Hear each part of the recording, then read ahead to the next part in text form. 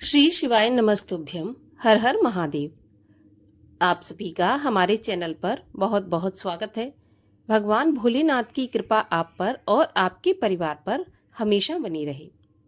आज के इस वीडियो में हम आपको सुनाएंगे सावन मास के महात्म के तीसरे दिन की कथा। इस कथा को आज के दिन सुनने से जीवन की सभी मनोकामनाएं पूर्ण होती हैं एवं भगवान भोलेनाथ प्रसन्न होकर मन वांछित फल प्रदान करते हैं। तो आज के दिन व्रत करें या न करें, लेकिन कथा तो अवश्य ही सुननी चाहिए। श्रावण के महीने में श्रावण मास महात्म सुनने से स्वतः ही भगवान शिव प्रसन्न हो जाते हैं। इसके अलावा हमारे चैनल पर आप सभी प्रकार की व्रत कथाएं सुन सकते हैं। तो इसके लिए आपको हमारे चैनल को सब्सक्राइब करके बेल आइकन पर क्लिक करना है और आज की ये कथा अच्छी लगे तो लाइक अवश्य कर दीजिए, क्योंकि आपके लाइक से ही हमें ये पता चलता है कि आपको हमारा ये वीडियो पसंद आया है। और सावन का महीना एक ऐसा महीना है, अगर हम सावन के महीने में भगवान शिव की कथाएं सुनते हैं, विशेष पूजा अर्चना करते हैं, तो निश्चित रूप से हमारे जीवन की सभी समस्याएं दूर हो जाती हैं। तो आइए इसी श्रृंखला में आज हम आपको सुनाते हैं सावन मास के महात्म के तीसरे दिन की कथा।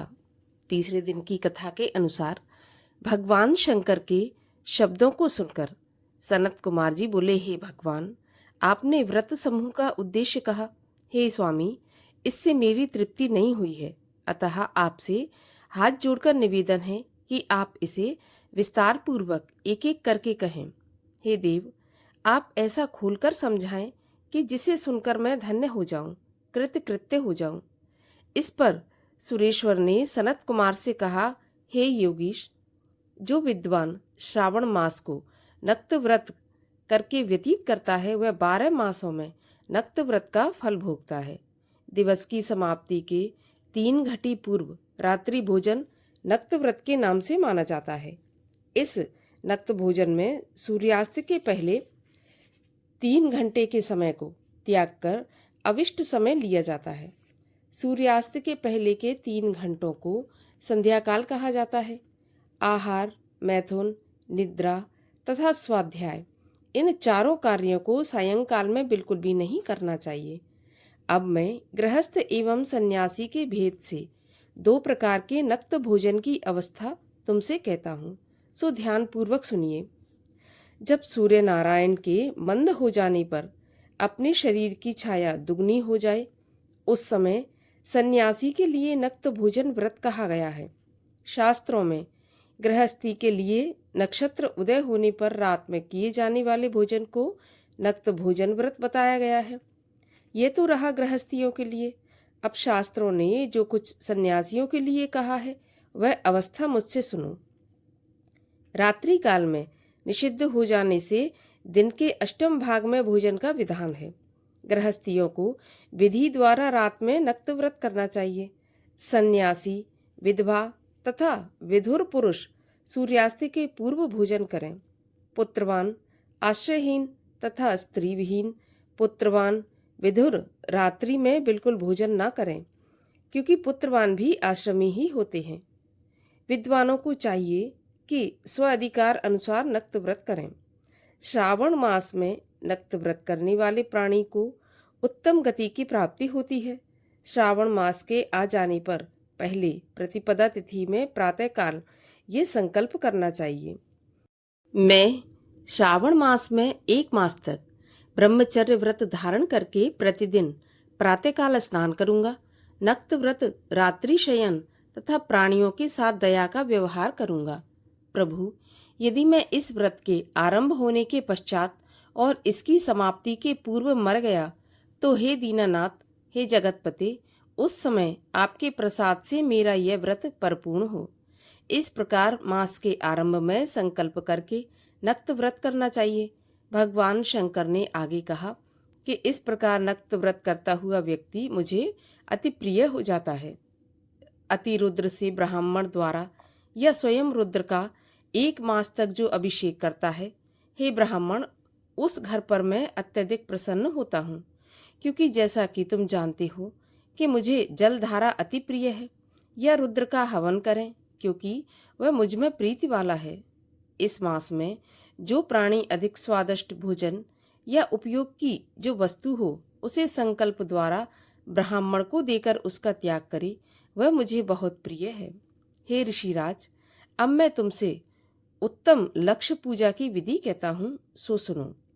लक्ष्मी की प्राप्ति की इच्छा वाले मनुष्यों को बिल्व पत्रों से, शांति की कामना वाले पुरुषों को दूर्वाओं से तथा आयु की इच्छा रखने वाले प्राणी को चंपा के फूलों से भगवान श्री हरि की पूजा करनी चाहिए। जो प्राणी विद्या प्राप्ति की इच्छा रखता हो उसे मल्लिका तथा चमेली के पुष्पों से अर्चन करना चाहिए। तुलसी दलों से भगवान सदाशिव और भगवान श्री विष्णु प्रसन्न होते हैं। जिस मनुष्य को पुत्र प्राप्ति की इच्छा हो उसे कटेरी के पुष्पों से पूजन करना चाहिए। दुस्वप्न जिसे दिखाई देते हों तो उनके नाश के लिए उत्तम धान्य से अर्चन करना चाहिए। देव के सामने रंगबल्ली, पद्म, स्वास्तिक और चक्र आदि बनाकर विभू का अर्चन करें। मनुष्य को संपूर्ण कामनाओं की सिद्धि के लिए सब पुष्पों से अर्चन करना चाहिए। यदि प्राणी लक्ष्मी पूजा करता है तो भगवान सदाशिव प्रसन्न हो जाते हैं। अंत में उद्यापन करना चाहिए। मंडप बनवाकर उसके तीसरे भाग में वेदी बनानी चाहिए। पुण्याह वाचन करके आचार्य का वरण करना चाहिए। मंडप में प्रविष्ट होकर रात्रि में गाना बजाना करना चाहिए तथा वेद पाठ से जागरण करना चाहिए। वेदी पर उत्तम चतुर्लिंग तो भद्र बनाकर उनके मध्य में चावलों के सुंदर कैलाश बनाना चाहिए। उस वेदी में यथा स्थान खूब चमकीला तांबे का कलश स्थापन करना चाहिए। उसमें पंच पल्लव तथा सूक्ष्म वस्त्र रखना चाहिए। उसमें पार्वती पति भगवान सदाशिव की सोने की मूर्ति को पंचामृत से स्नान करवाकर स्थापित करके अर्चन करें। नैवेद्य युक्त धूप, दीप, गीत, वाद्य, नृत्य तथा वेद शास्त्र पुराण द्वारा रात में जागरण और प्रातःकाल स्नान करना चाहिए। पवित्र शास्त्रोक्त विधि से वेदी बनाना चाहिए। तिल, घृत, पायस, मूल मंत्र, गायत्री, शिव सहस्त्र नाम से हवन करना चाहिए। फिर हवन कर पूर्ण आहुति कर देनी चाहिए। प्रातः वस्त्र, अलंकार, भूषण से आचार्य का अर्चन करना चाहिए। ब्राह्मणों का पूजन करके उनको दक्षिणा देना चाहिए। जिन मंत्रों से उमापति की लक्ष्य पूजा की है, अब उस चीज का दान करना चाहिए। सोने की मूर्ति बनवाकर भगवान श्री सदाशिव को अर्पण करनी चाहिए। यदि 1 मास तक दीप जलाया है तो उसे दान में दे देना चाहिए। संपूर्ण इच्छाओं की पूर्ति के लिए सोने की बत्ती, सोने का दीप बनाकर गौघृत से संयुक्त करना चाहिए। देवता से क्षमा प्रार्थना करने के बाद ब्राह्मणों को भोजन कराना चाहिए। हे मुनि श्रेष्ठ, इस प्रकार जो मेरा पूजन करता है उस पर मैं अति प्रसन्न होता हूँ। यदि श्रावण मास में ये कार्य किए जाएं तो इनके करने से अनंत फल की प्राप्ति होती है।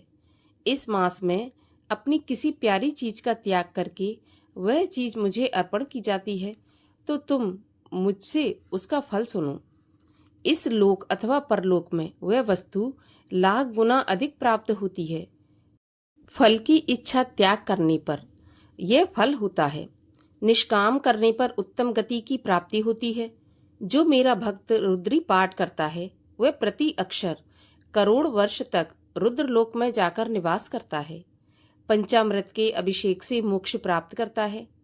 अब श्रावण मास में भूमि पर सोने वाले को क्या फल मिलता है वह सुनो।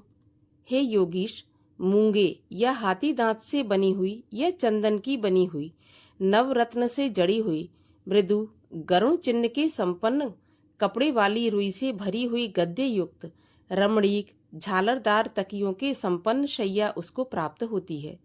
वह शैया उसे सुंदर स्त्री, अन्न, रत्नों से विभूषित मिलती है। इस श्रावण मास में जो ब्रह्मचर्य से रहता है उसका वीर्य अधिक पुष्ट होता है। तेजस्विता, बल, शरीर दृढ़ता और धर्म कार्य में समस्त उपकारी वस्तुएं उसको सहज ही प्राप्त हो जाती हैं। उसे ब्रह्म की प्राप्ति भी हो जाती है। यही नहीं, निष्काम पूजन करने वाले को स्वर्ग में अप्सरा की प्राप्ति होती है। और जो इस मास में मौन व्रत धारण करता है वह श्रेष्ठ वक्ता हो जाता है। मौन व्रत दिन का हो चाहे रात का हो या भोजन के समय का हो, मौन व्रत में यदि प्राणी घंटा तथा पुस्तकें दान करे तो उसको सब शास्त्रों की जानकारी अपने आप प्राप्त हो जाती है। ये मौन व्रत के प्रभाव से बृहस्पति के तुल्य बुद्धि वाला हो जाता है और किसी से झगड़ा बिल्कुल नहीं हो पाता। इस प्रकार तीसरे अध्याय की कथा का समापन होता है। कथा अच्छी लगी हो तो एक लाइक अवश्य कर दीजिए। साथ ही साथ आगे की कथाओं को सुनने के लिए चैनल को सब्सक्राइब करके बेल आइकन पर क्लिक भी कर लीजिए।